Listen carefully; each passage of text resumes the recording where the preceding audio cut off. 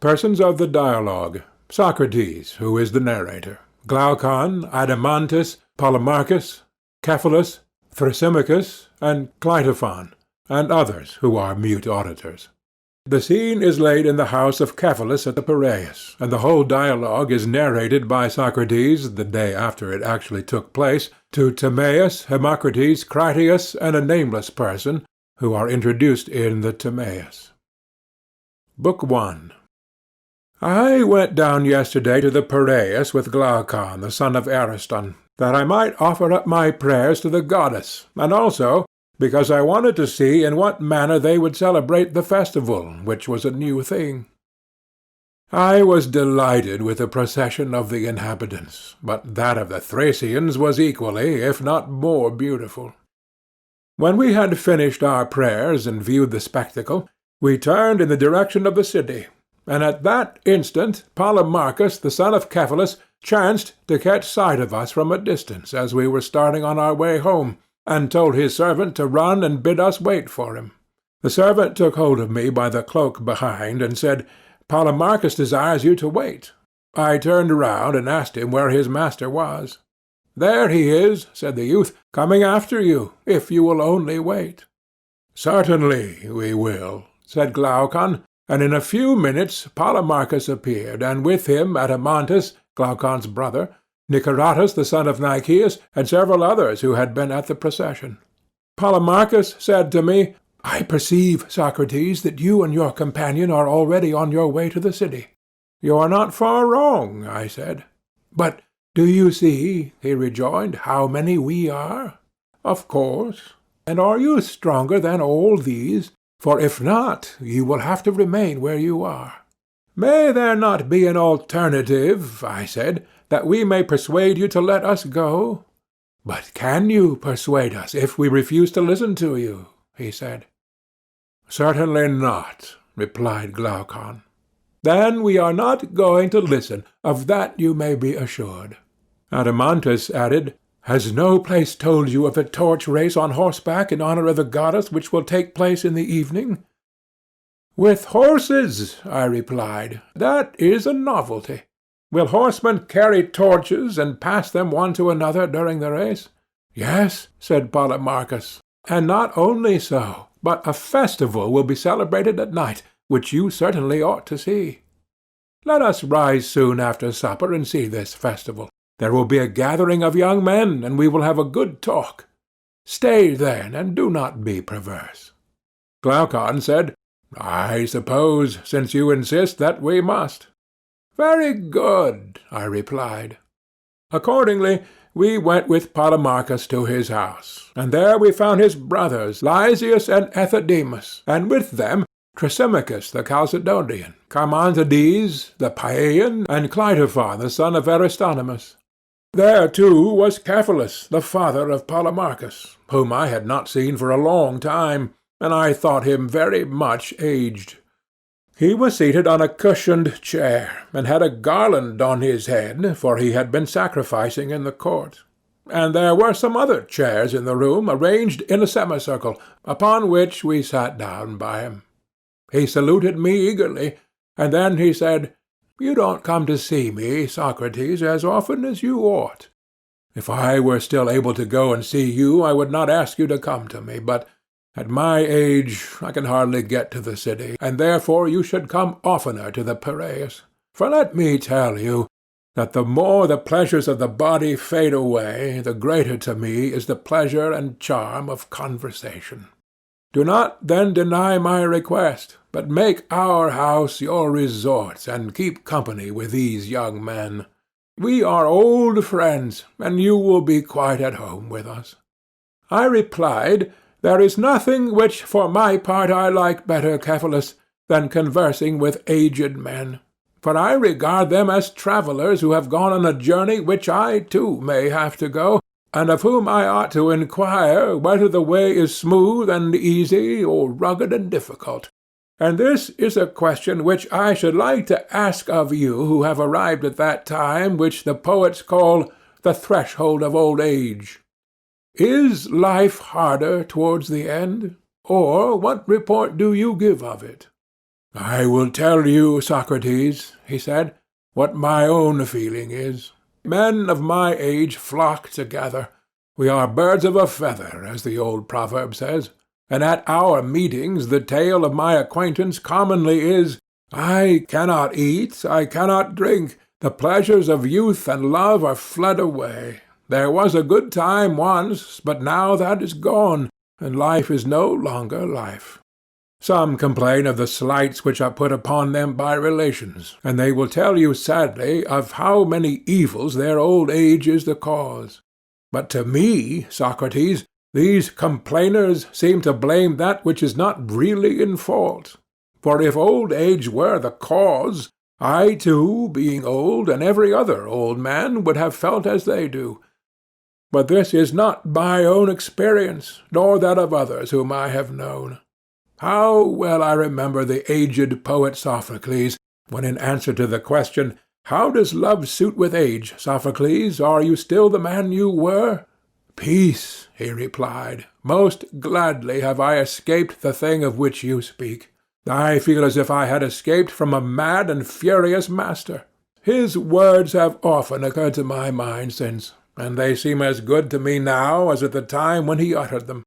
For certainly old age has a great sense of calm and freedom.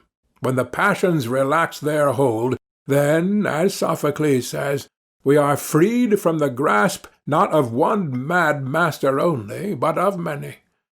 The truth is, Socrates, that these regrets, and also the complaints about relations, are to be attributed to the same cause, which is not old age, but men's characters and tempers. For he who is of a calm and happy nature will hardly feel the pressure of age. But to him who is of an opposite disposition, youth and age are equally a burden.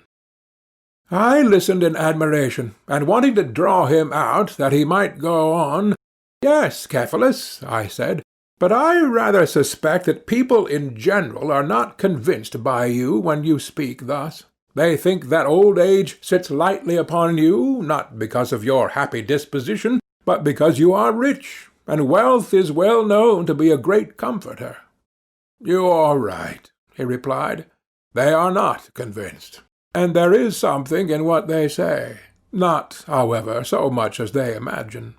I might answer them as Themistocles answered the Seriphian who was abusing him, and saying that he was famous not for his own merits, but because he was an Athenian. If you had been a native of my country, or I of yours, neither of us would have been famous. And to those who are not rich and are impatient of old age, the same reply may be made. For to the good poor man old age cannot be a light burden, nor can a bad rich man ever have peace with himself. May I ask, Cephalus, whether your fortune was for the most part inherited or acquired by you? Acquired, Socrates. Do you want to know how much I acquired?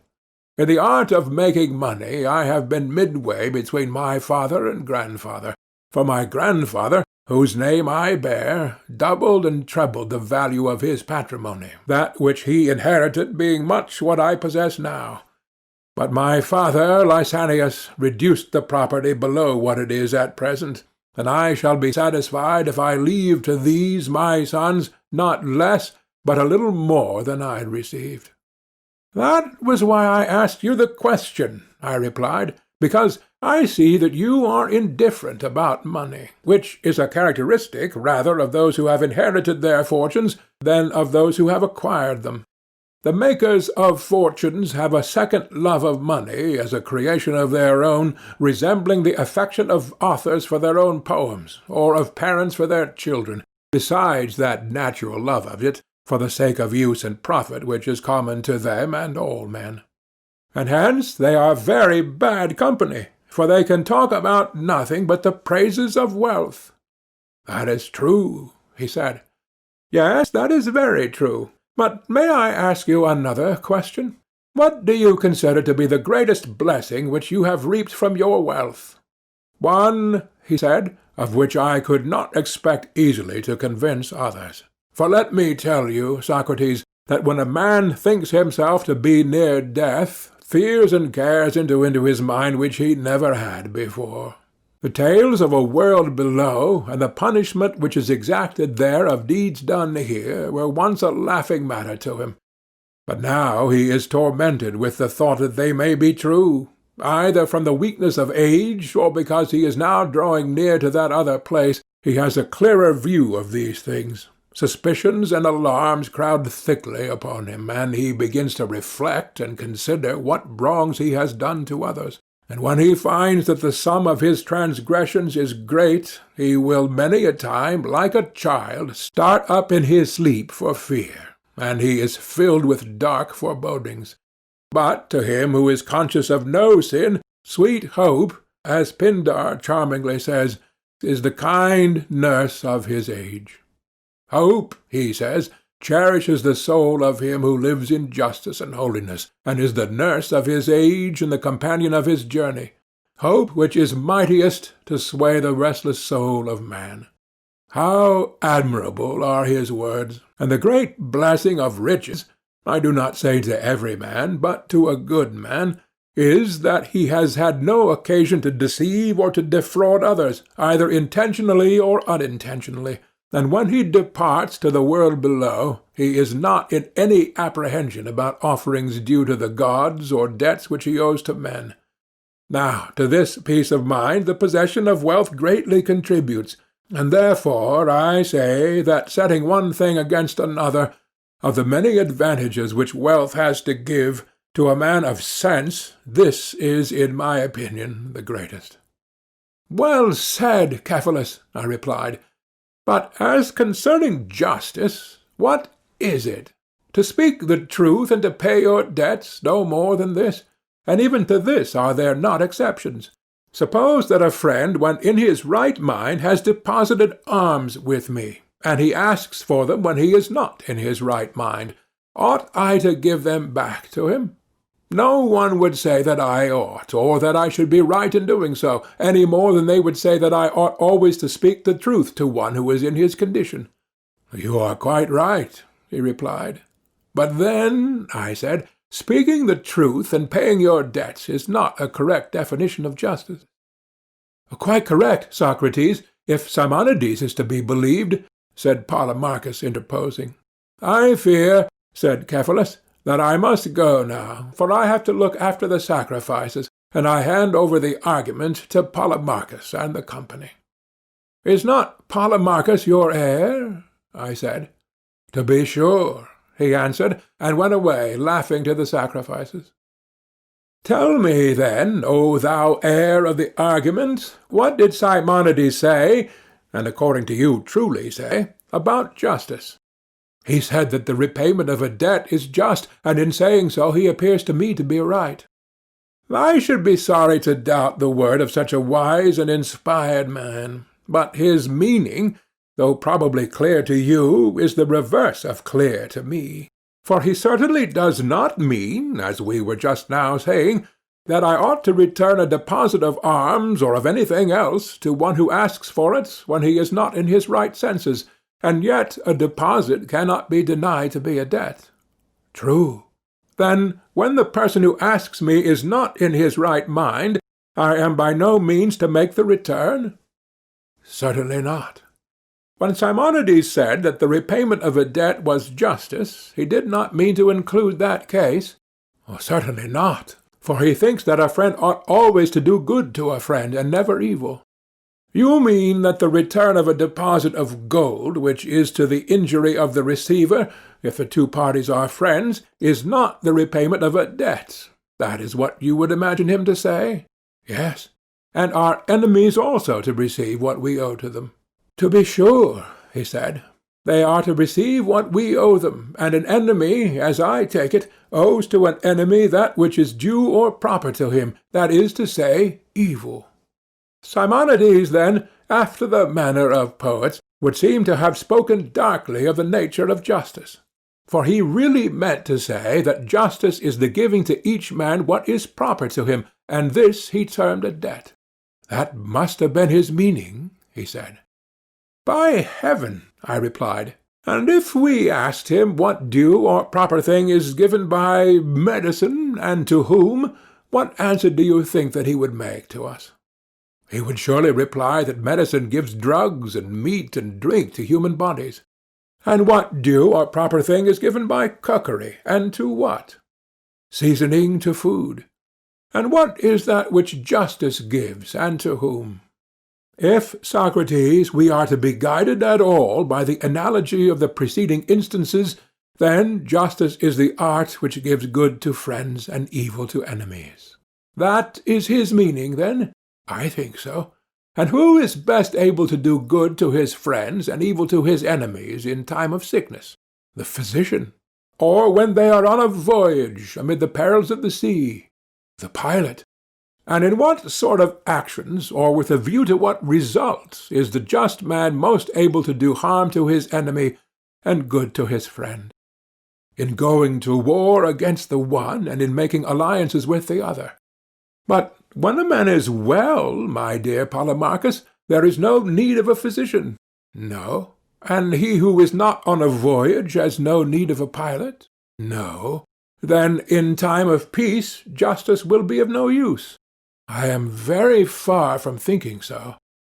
You think that justice may be of use in peace as well as in war? Yes. Like husbandry for the acquisition of corn? Yes. Or like shoemaking for the acquisition of shoes? That is what you mean? Yes. And what similar use or power of acquisition has justice in time of peace? In contracts, Socrates, justice is of use. And by contracts you mean partnerships? Exactly. But is the just man or the skilful player a more useful and better partner at the game of draughts? The skilful player. And in the laying of bricks and stones, is the just man a more useful or better partner than the builder? Quite the reverse. Then in what sort of partnership is the just man a better partner than the harp player? As in playing the harp player is certainly a better partner than the just man. In a money partnership. Yes, Polemarchus, but surely not in the use of money, for you do not want a just man to be your counselor in the purchase or sale of a horse. A man who is knowing about horses would be better for that, would he not? Certainly. And when you want to buy a ship, the shipwright or the pilot would be better. True. Then what is that joint use of silver or gold in which the just man is to be preferred? When you want a deposit to be kept safely. You mean when money is not wanted, but allowed to lie. Precisely. That is to say, justice is useful when money is useless. That is the inference. And when you want to keep a pruning hook safe, then justice is useful to the individual and to the state. But when you want to use it, then the art of the vine-dresser. Clearly. And when you want to keep a shield or a lyre and not to use them, you would say that justice is useful. But when you want to use them, then the art of the soldier or of the musician. Certainly. And so, of all other things, justice is useful when they are useless, and useless when they are useful. That is the inference. Then justice is not good for much. But let us consider this further point. Is not he who can best strike a blow in a boxing match, or in any kind of fighting, best able to ward off a blow?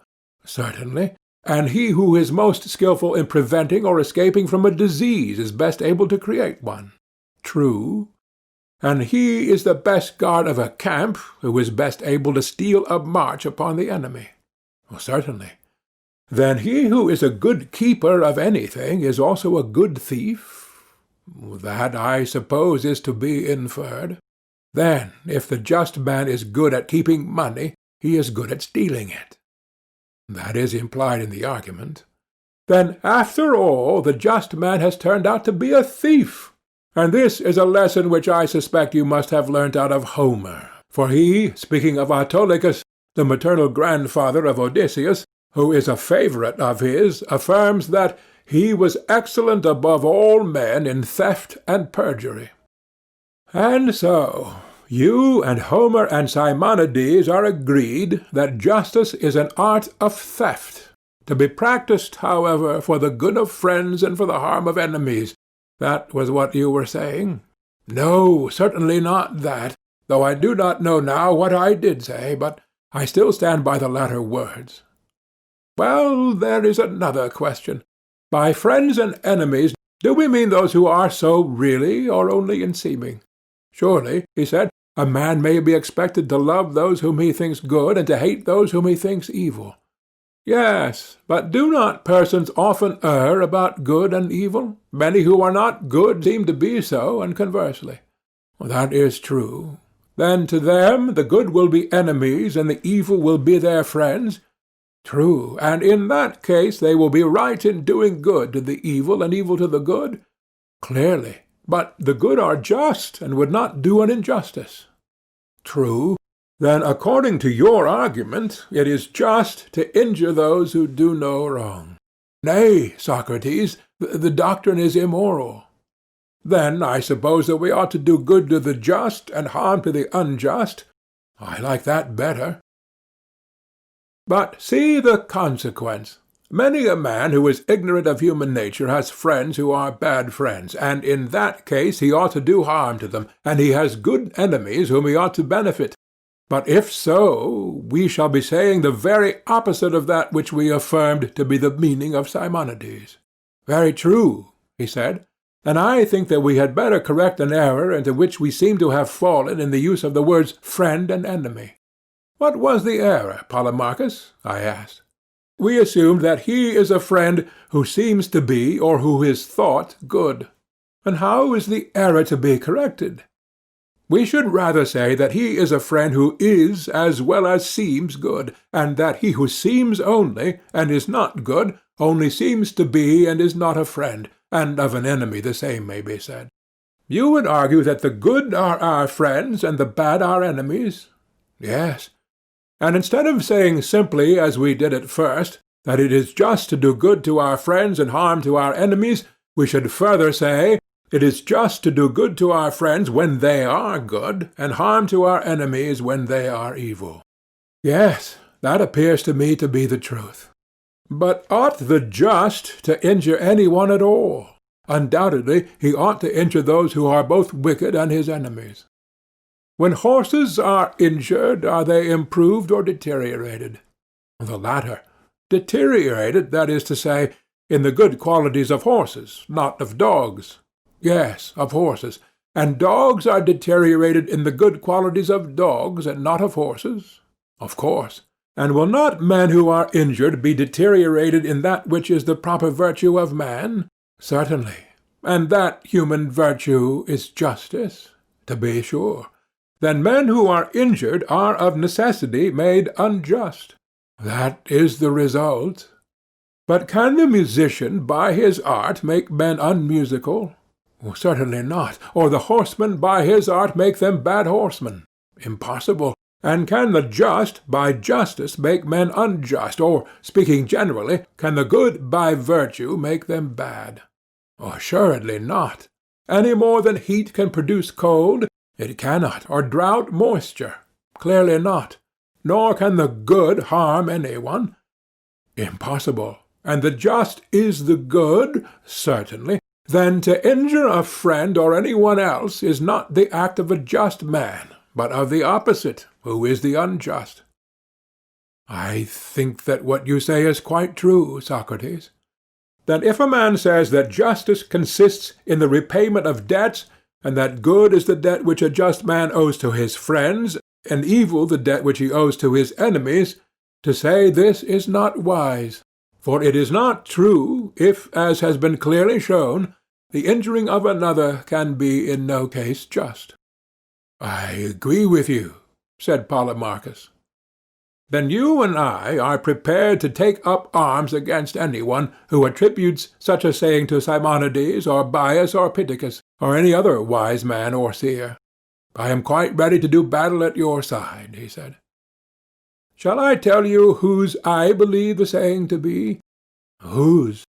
I believe that Periander, or Perdiccas, or Xerxes, or Ismenias the Theban, or some other rich and mighty man, who had a great opinion of his own power, was the first to say that justice is doing good to your friends and harm to your enemies. Most true, he said.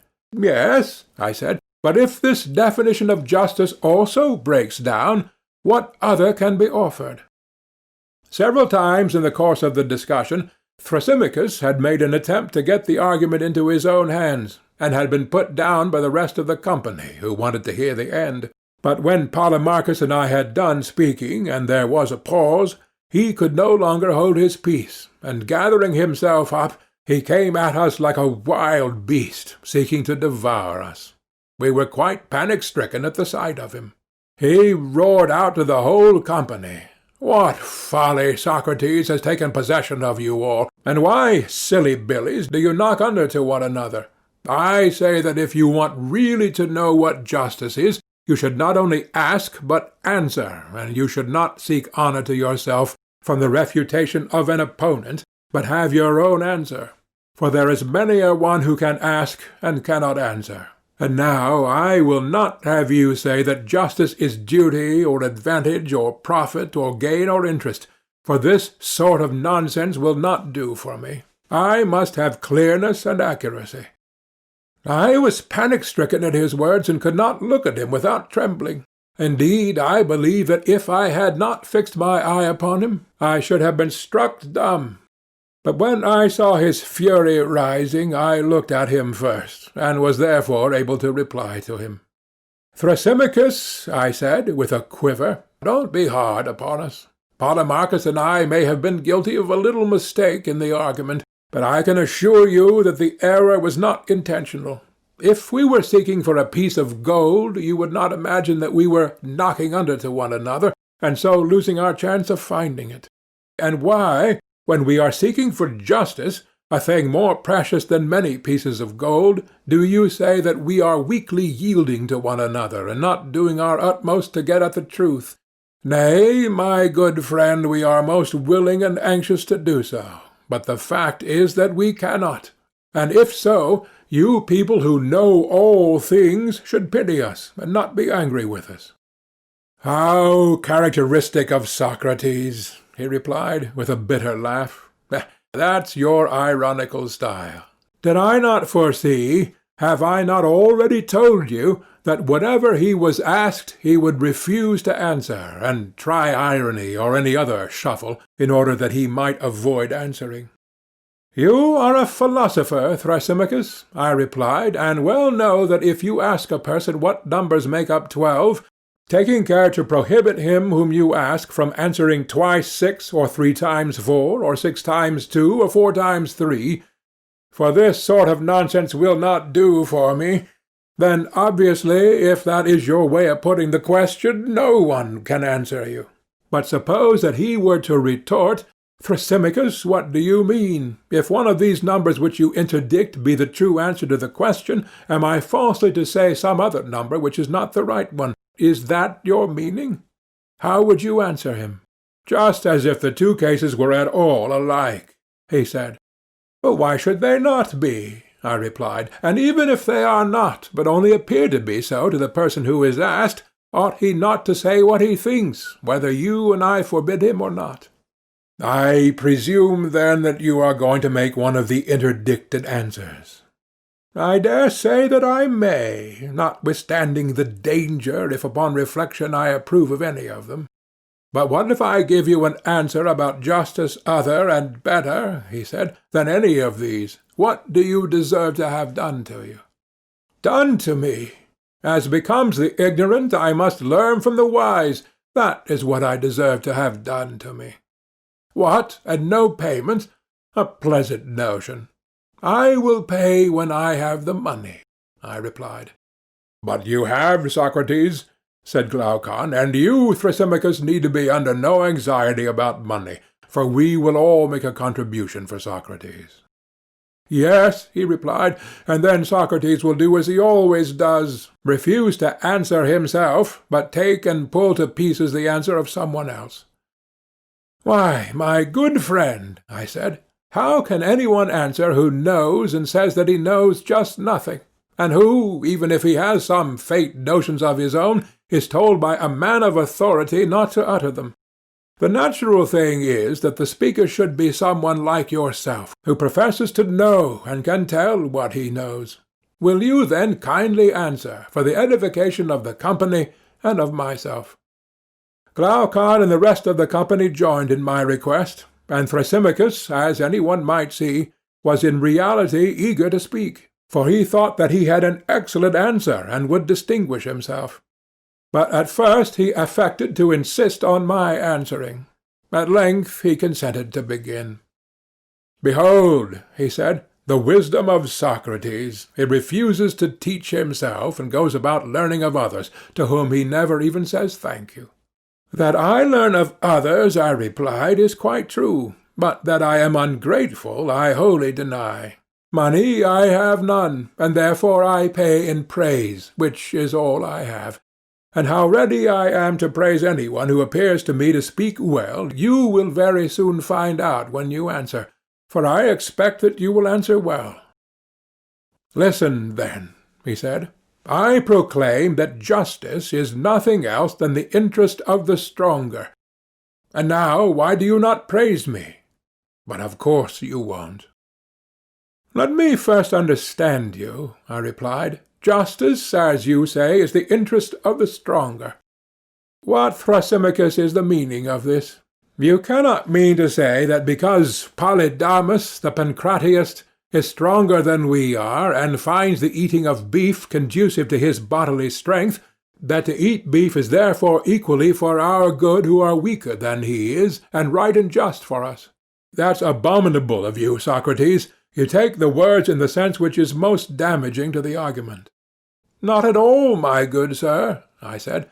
"I am trying to understand them, and I wish that you would be a little clearer." "Well," he said, "have you never heard that forms of government differ? There are tyrannies, and there are democracies, and there are aristocracies." "Yes, I know." "And the government is the ruling power in each state?" "Certainly." "And the different forms of government make laws, democratical, aristocratical, tyrannical, with a view to their several interests, and these laws, which are made by them for their own interests, are the justice which they deliver to their subjects, and him who transgresses them they punish as a breaker of the law and unjust. And that is what I mean when I say that in all states there is the same principle of justice, which is the interest of the government. And as the government must be supposed to have power, the only reasonable conclusion is that everywhere there is one principle of justice, which is the interest of the stronger." "Now I understand you," I said, "and whether you are right or not I will try to discover. But let me remark that in defining justice you have yourself used the word interest, which you forbade me to use. It is true, however, that in your definition the words of the stronger are added." "A small addition you must allow," he said. "Great or small, never mind about that. We must first enquire whether what you are saying is the truth. Now, we are both agreed that justice is interest of some sort, but you go on to say of the stronger. About this addition I am not so sure, and must therefore consider further." "Proceed." "I will. And first tell me, do you admit that it is just for subjects to obey their rulers?" "I do." "But are the rulers of states absolutely infallible, or are they sometimes liable to err?" "To be sure," he replied, "they are likely to err." "Then, in making their laws, they may sometimes make them rightly and sometimes not?" "True." "When they make them rightly, they make them agreeable to their interest. When they are mistaken, contrary to their interest. You admit that?" "Yes." "And the laws which they make must be obeyed by their subjects, and that is what you call justice?" "Doubtless." "Then justice, according to your argument, is not only obedience to the interest of the stronger, but the reverse." "What is that you are saying?" he asked. "I am only repeating what you are saying, I believe. But let us consider. Have we not admitted that the rulers may be mistaken about their own interest in what they command, and also that to obey them is justice? Has not that been admitted?" "Yes." then you must also have acknowledged justice not to be for the interest of the stronger, when the rulers intentionally command things to be done which are to their own injury. For if, as you say, justice is the obedience which the subject renders to their commands, in that case, O wisest of men, is there any escape from the conclusion that the weaker are commanded to do, not what is for the interest, but what is for the injury of the stronger? Nothing can be clearer, Socrates, said Polemarchus. Yes, said Cleitophon, interposing, if you are allowed to be his witness. But there is no need of any witness, said Polemarchus, for Thrasymachus himself acknowledges that rulers may sometimes command what is not for their own interest, and that for subjects to obey them is justice. Yes, Polemarchus, Thrasymachus said that for subjects to do what was commanded by their rulers is just. Yes, Cleitophon, but he also said that justice is the interest of the stronger, and while admitting both these propositions, he further acknowledged that the stronger may command the weaker, who are his subjects, to do what is not for his own interest, whence follows that justice is the injury quite as much as the interest of the stronger. But, said Cleitophon, he meant by the interest of the stronger what the stronger thought to be his interest. This is what the weaker had to do, and this was affirmed by him to be justice.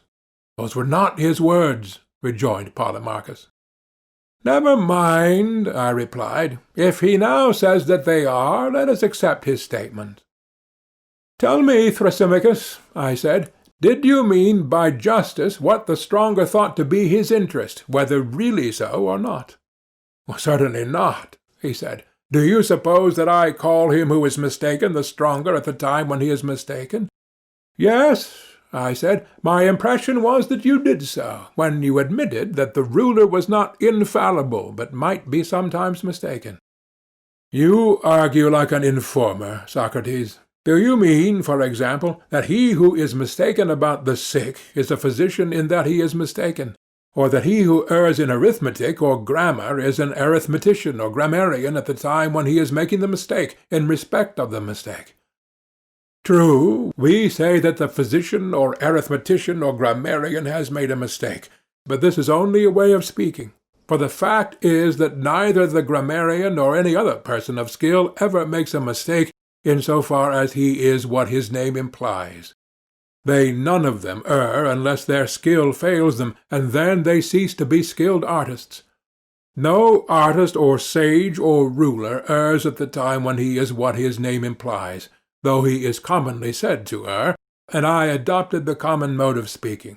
But to be perfectly accurate, since you are such a lover of accuracy, we should say that the ruler, in so far as he is a ruler, is unerring, and being unerring always commands that which is for his own interest, and the subject is required to execute his commands, and therefore, as I said at first and now repeat, justice is the interest of the stronger. Indeed, Thrasymachus, and do I really appear to you to argue like an informer? Certainly, he replied. And do you suppose that I ask these questions with any design of injuring you in the argument? Nay, he replied, suppose is not the word, I know it, but you will be found out, and by sheer force of argument you will never prevail.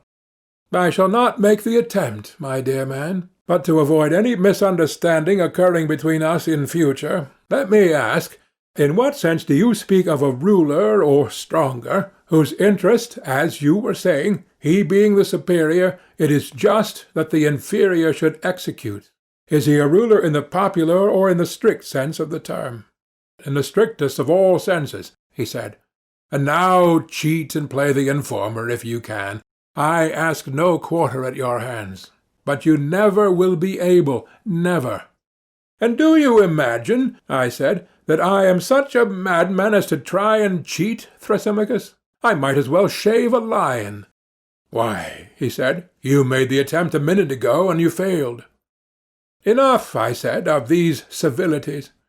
It would be better that I should ask you a question. Is the physician, taken in that strict sense of which you were speaking, a healer of the sick, or a maker of money? And remember that I am now speaking of the true physician. A healer of the sick, he replied. And the pilot, that is to say, the true pilot, is he a captain of sailors or a mere sailor? A captain of sailors. The circumstance that he sails in the ship is not to be taken into account, neither is he to be called a sailor. The name pilot by which he is distinguished has nothing to do with sailing, but is significant of his skill and of his authority over the sailors. Very true, he said. Now, I said, every art has an interest. Certainly. For which the art has to consider and provide? Yes, that is the aim of art. And the interest of any art is the perfection of it, this and nothing else. What do you mean? I mean what I may illustrate negatively by the example of the body. Suppose you were to ask me whether the body is self-sufficing or has wants. I should reply, certainly the body has wants, for the body may be ill and require to be cured, and has therefore interests to which the art of medicine ministers, and this is the origin and intention of medicine, as you will acknowledge. Am I right? Quite right, he replied. But is the art of medicine, or any other art, faulty or deficient in any quality, in the same way that the eye may be deficient in sight, or the ear fail of hearing, and therefore requires another art to provide for the interests of seeing and hearing? Has art in itself, I say, any similar liability to fault or defect, and does every art require another supplementary art to provide for its interests, and that another and another without end? Or have the arts to look only after their own interests? Or have they no need either of themselves or of another? Having no faults or defects, they have no need to correct them, either by the exercise of their own art or of any other. They have only to consider the interest of their subject matter. For every art remains pure and faultless while remaining true, that is to say, while perfect and unimpaired. Take the words in your precise sense, and tell me whether I am not right. Yes, clearly. Then medicine does not consider the interest of medicine, but the interest of the body. True, he said. Nor does the art of horsemanship consider the interests of the art of horsemanship, but the interests of the horse. Neither do any other arts care for themselves, for they have no needs. They care only for that which is the subject of their art. True, he said. But surely, Thrasymachus, the arts are the superiors and rulers of their own subjects. To this he assented with a good deal of reluctance. Then, I said, no science or art considers or enjoins the interest of the stronger or superior, but only the interest of the subject and the weaker. He made an attempt to contest this proposition also, but finally acquiesced. Then, I continued, no physician, in so far as he is a physician, considers his own good and what he prescribes, but the good of his patient. For the true physician is also a ruler having the human body as a subject, and he is not a mere money-maker. That has been admitted. Yes. And the pilot likewise, in the strict sense of the term, is a ruler of sailors, and not a mere sailor. That has been admitted.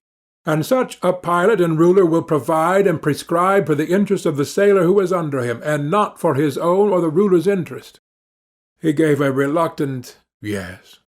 Then, I said, Thrasymachus, there is no one in any rule who, in so far as he is a ruler, considers or enjoins what is for his own interest, but always what is for the interest of his subject, or suitable to his art.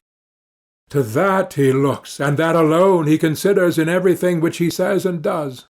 When we had got to this point in the argument, and every one saw that the definition of justice had been completely upset, Thrasymachus, instead of replying to me, said, "Tell me, Socrates, have you got a nurse?" "Why do you ask such a question," I said, "when you ought rather to be answering?" "Because she leaves you to snivel, and never wipes your nose. She has not even taught you to know the shepherd from the sheep." "What makes you say that?" I replied. "Because you fancy that the shepherd or neatherd fattens or tends the sheep or oxen with a view to their own good, and not to the good of himself or his master.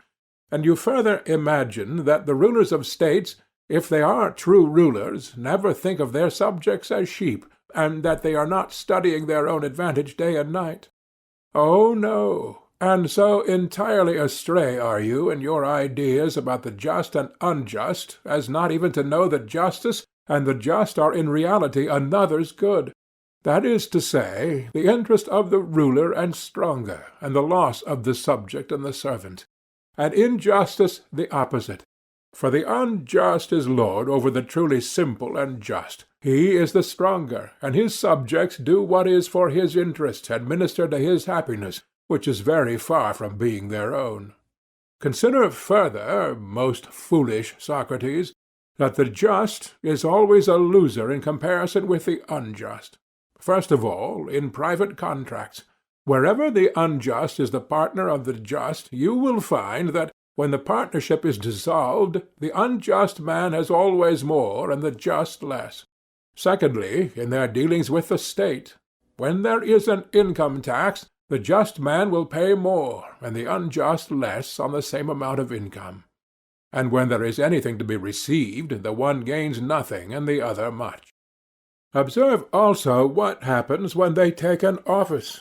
There is the just man neglecting his affairs and perhaps suffering other losses, and getting nothing out of the public, because he is just. Moreover, he is hated by his friends and acquaintances for refusing to serve them in unlawful ways. But all this is reversed in the case of the unjust man. I am speaking, as before, of injustice on a large scale, in which the advantage of the unjust is most apparent. And my meaning will be most clearly seen if we turn to that highest form of injustice in which the criminal is the happiest of men, and the sufferers or those who refuse to do injustice are the most miserable. That is to say, tyranny, which by fraud and force takes away the property of others, not little by little, but wholesale, comprehending in one things sacred as well as profane, private, and public. For which acts of wrong, if he were detected perpetrating any of them singly, he would be punished and incur great disgrace. They who do such wrong in particular cases are called robbers of temples, and man-stealers, and burglars, and swindlers, and thieves. But when a man, besides taking away the money of the citizens, has made slaves of them, then, instead of these names of reproach, he is termed happy and blessed, and not only by the citizens, but by all who hear of his having achieved the consummation of injustice.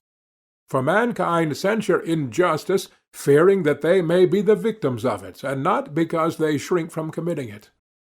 And thus I have shown, Socrates, injustice, when on a sufficient scale, has more strength and freedom and mastery than justice, and, as I said at first, justice is the interest of the stronger, whereas injustice is a man's own profit and interest.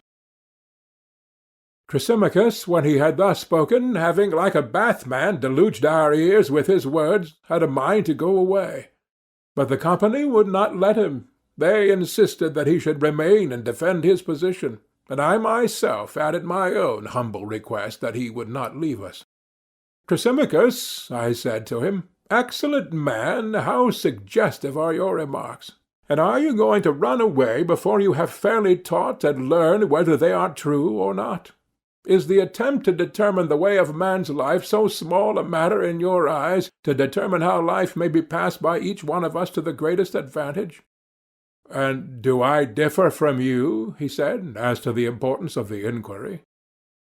You appear rather, I replied, to have no care or thought about us, Thrasymachus. Whether we live better or worse from not knowing what you say you know is to you a matter of indifference. Pray thee, friend, do not keep your knowledge to yourself. We are a large party, and any benefit which you confer upon us will be amply rewarded. For my own part, I openly declare that I am not convinced, and that I do not believe injustice to be more gainful than justice, even if uncontrolled and allowed to have free play. For, granting that there may be an unjust man who is able to commit injustice either by fraud or force, still this does not convince me of the superior advantage of injustice, and there may be others who are in the same predicament as myself. Perhaps we may be wrong. If so, you in your wisdom should convince us that we are mistaken in preferring justice to injustice. And how am I to convince you, he said, if you are not already convinced by what I have just said? What more can I do for you? Would you have me put the proof bodily into your souls? Heaven forbid, I said.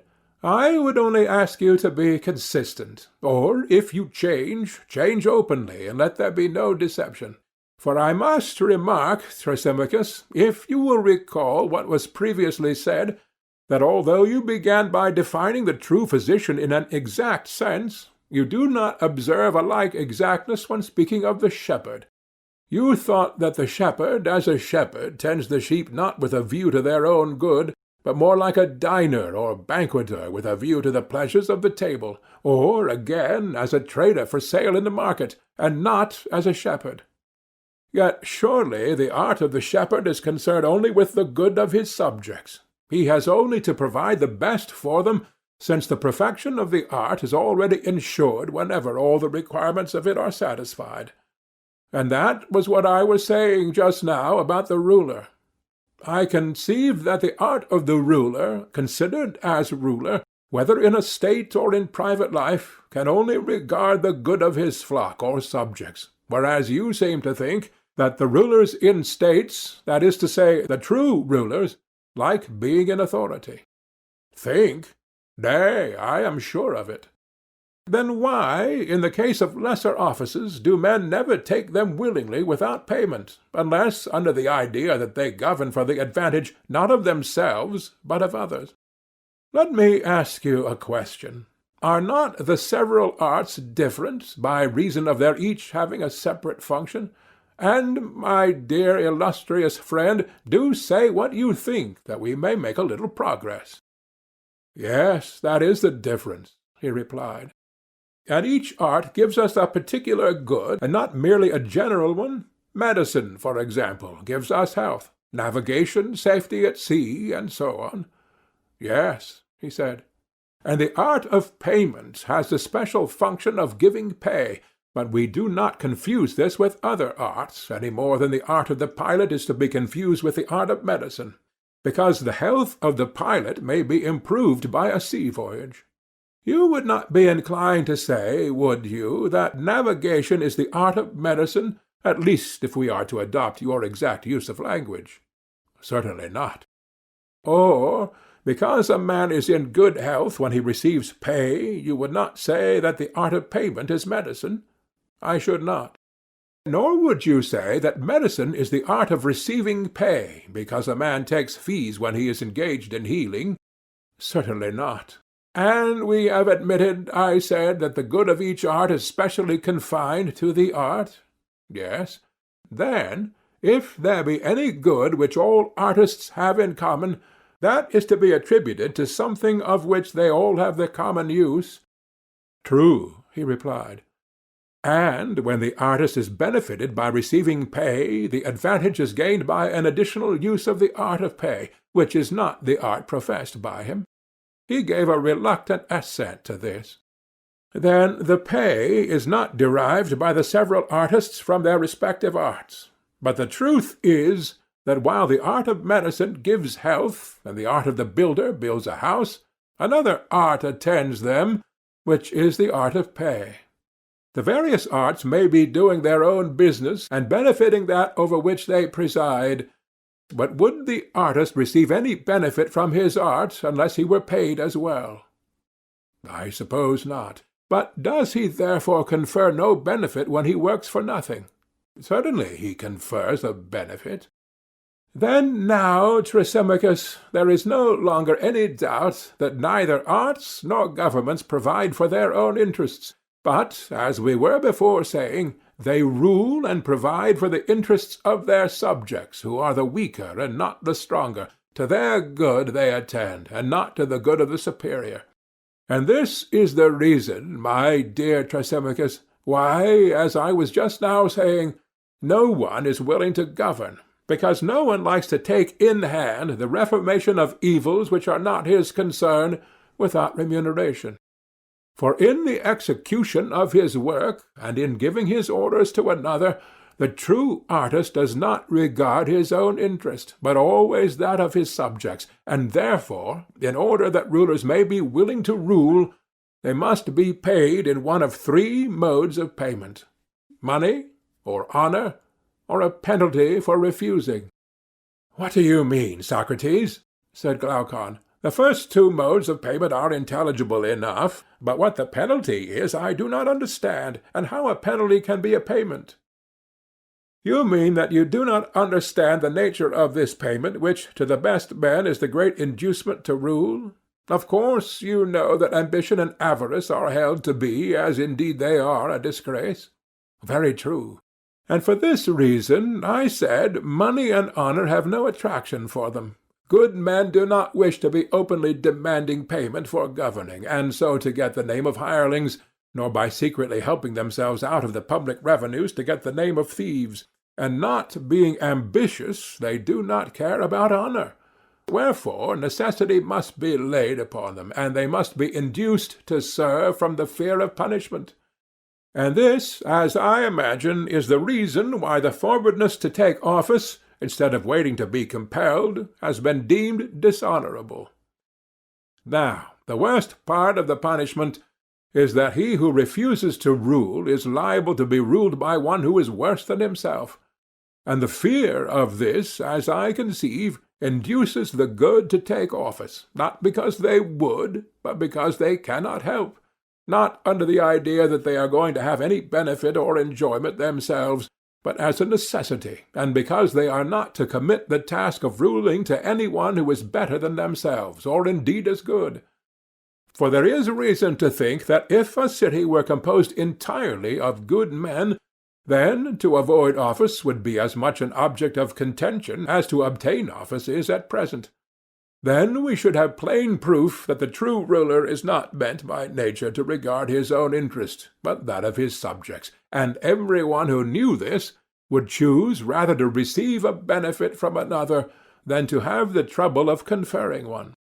So far am I from agreeing with Thrasymachus that justice is the interest of the stronger. This latter question need not be further discussed at present. But when Thrasymachus says that the life of the unjust is more advantageous than that of the just, his new statement appears to me to be of a far more serious character. Which of us has spoken truly, and which sort of life, Glaucon, do you prefer? I, for my part, deem the life of the just to be the more advantageous, he answered. Do you hear all the advantages of the unjust which Thrasymachus was rehearsing? Yes, I heard him, he replied, but he has not convinced me. Then shall we try to find some way of convincing him, if we can, that he is saying what is not true? Most certainly, he replied. If, I said, he makes a set speech, and we make another recounting all the advantages of being just, and he answers, and we rejoin, there must be a numbering and measuring of the goods which are claimed on either side, and in the end we shall want judges to decide. But if we proceed in our inquiry as we lately did, by making admissions to one another, we shall unite the offices of judge and advocate in our own persons. Very good, he said. And which method do I understand you to prefer? I said. That which you propose. Well then, Thrasymachus, I said, suppose you begin at the beginning and answer me. You say that perfect injustice is more gainful than perfect justice. Yes, that is what I say, and I have given you my reasons. And what is your view about them? Would you call one of them virtue and the other vice? Certainly. I suppose that you would call justice virtue and injustice vice. What a charming notion! So likely, too, seeing that I affirm injustice to be profitable and justice not. What else, then, would you say? The opposite, he replied. And would you call justice vice? No, I would rather say sublime simplicity. Then would you call injustice malignity? No, I would rather say discretion. And do the unjust appear to you to be wise and good? Yes, he said. At any rate, those of them who are able to be perfectly unjust, and who have the power of subduing states and nations. But perhaps you imagine me to be talking of cut-purses. Even this profession, if undetected, has advantages, though they are not to be compared with those of which I was just now speaking. I do not think that I misapprehend your meaning, Thrasymachus, I replied, but still I cannot hear without amazement that you class injustice with wisdom and virtue, and justice with the opposite. Certainly I do so class them. Now, I said, you are on more substantial and almost unanswerable ground. For if the injustice which you were maintaining to be profitable had been admitted by you, as by others, to be vice and deformity, an answer might have been given to you on received principles. But now I perceive that you will call injustice honorable and strong, and to the unjust you will attribute all the qualities which are attributed by us before to the just, seeing that you do not hesitate to rank injustice with wisdom and virtue. You have guessed most infallibly, he replied. Then I certainly ought not to shrink from going through the argument so long as I have reason to think that you, Thrasymachus, are speaking your real mind. For I do believe that you are now in earnest, and are not amusing yourself at our expense. I may be in earnest or not, but what is that to you? To refute the argument is your business. Very true, I said. That is what I have to do. But will you be so good as to answer yet one more question? Does the just man try to gain any advantage over the just? Far otherwise. If he did, he would not be the simple, amusing creature which he is. And would he try to go beyond just action? He would not. And how would he regard the attempt to gain an advantage over the unjust? Would that be considered by him as just or unjust? He would think it just, and would try to gain the advantage, but he would not be able. Whether he would or would not be able, I said, is not the point. My question is only whether the just man, while refusing to have more than another just man, would wish and claim to have more than the unjust. Yes, he would.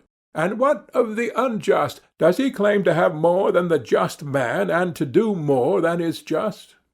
Of course, he said, for he claims to have more than all men. And the unjust man will strive and struggle to obtain more than the unjust man or action, in order that he may have more than all? True. We may put the matter thus, I said. The just does not desire more than his like, but more than his unlike, whereas the unjust desires more than both his like and his unlike. Nothing, he said, can be better than that statement. And the unjust is good and wise, and the just is neither. Good again, he said.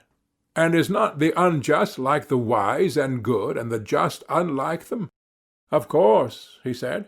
He who is of a certain nature is like those who are of a certain nature. He who is not, not. Each of them, I said, is such as his like is. Certainly, he replied. Very good, Thrasymachus, I said. And now to take the case of the arts. You would admit that one man is a musician and another not a musician. Yes. And which is wise and which is foolish? Clearly the musician is wise, and he who is not a musician is foolish. And he is good in as far as he is wise, and bad in as far as he is foolish? Yes. And you would say the same sort of thing of the physician? Yes. And do you think, my excellent friend, that a musician, when he adjusts the lyre, would desire or claim to exceed or go beyond a musician in the tightening and loosening the strings? I do not think that he would. But he would claim to exceed the non-musician? Of course. And what would you say of the physician? In prescribing meats and drinks, would he wish to go beyond another physician, or beyond the practice of medicine? He would not, but he would wish to go beyond the non-physician. Yes.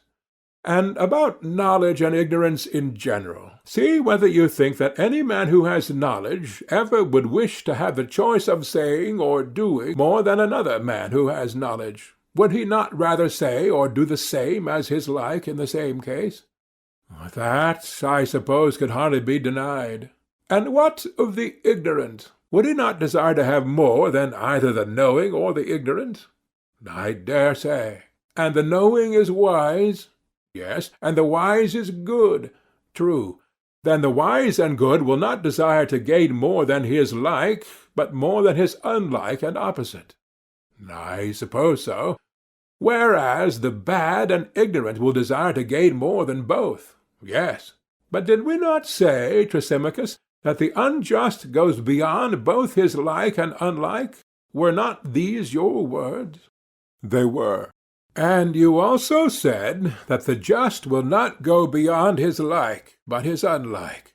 Yes. Then the just is like the wise and good, and the unjust like the evil and ignorant. That is the inference. And each of them is such as his like is? That was admitted. Then the just has turned out to be wise and good, and the unjust evil and ignorant. Thrasymachus made all these admissions, not fluently as I repeat them, but with extreme reluctance.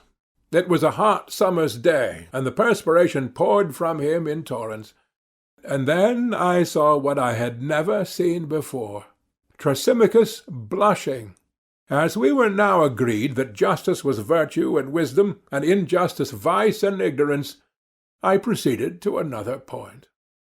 Well, I said, Thrasymachus, that matter is now settled. But were we not also saying that injustice had strength? Do you remember? Yes, I remember, he said.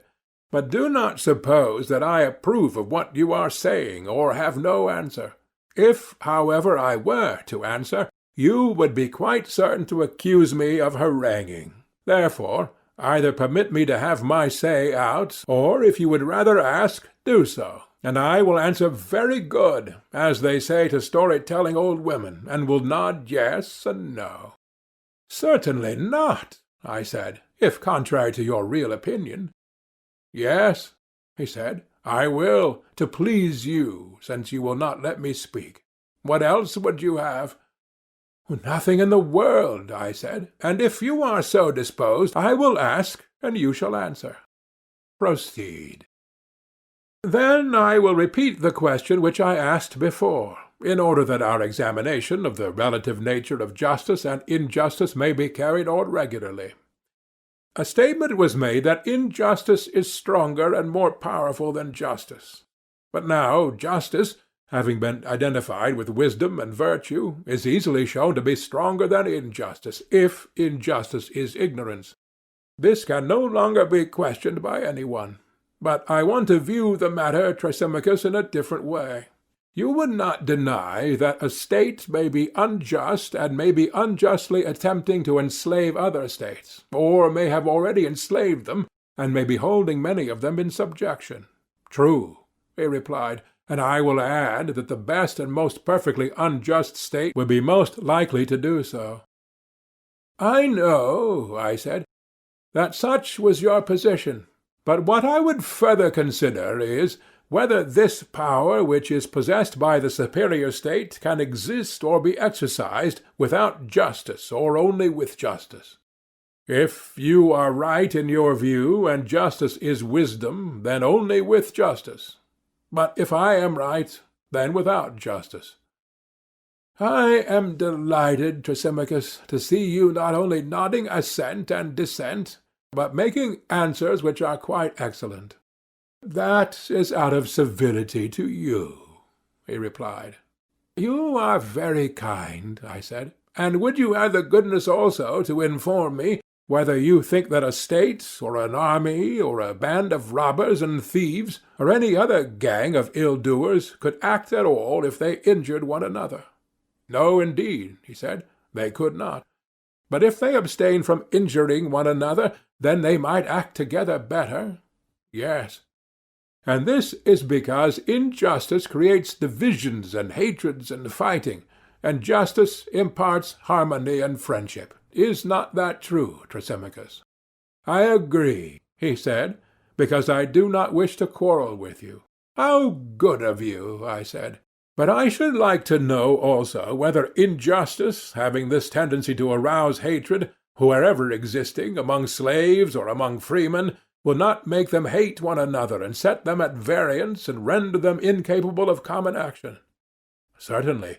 And even if injustice be found in two only, will they not quarrel and fight, and become enemies to one another and to the just? They will. And suppose injustice abiding in a single person, would your wisdom say that she loses or that she retains her natural power? Let us assume that she retains her power.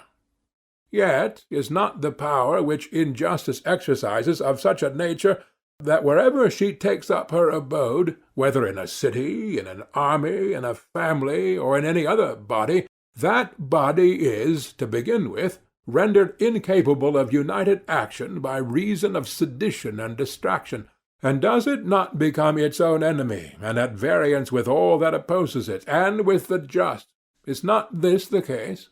Yes, certainly. And is not injustice equally fatal when existing in a single person? In the first place, rendering him incapable of action because he is not at unity with himself, and in the second place, making him an enemy to himself and the just. Is not that true, Thrasymachus? Yes.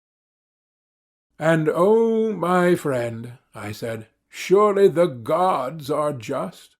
Granted that they are. But if so, the unjust will be the enemy of the gods, and the just will be their friend. Feast away in triumph, and take your fill of the argument. I will not oppose you, lest I should displease the company. Well, then, proceed with your answers, and let me have the remainder of my repast. For we have already shown that the just are clearly wiser and better and abler than the unjust, and that the unjust are incapable of common action. Nay, more, that to speak as we did of men who are evil acting at any time vigorously together is not strictly true, for if they had been perfectly evil, they would have laid hands upon one another. But it is evident that there must have been some remnant of justice in them, which enabled them to combine.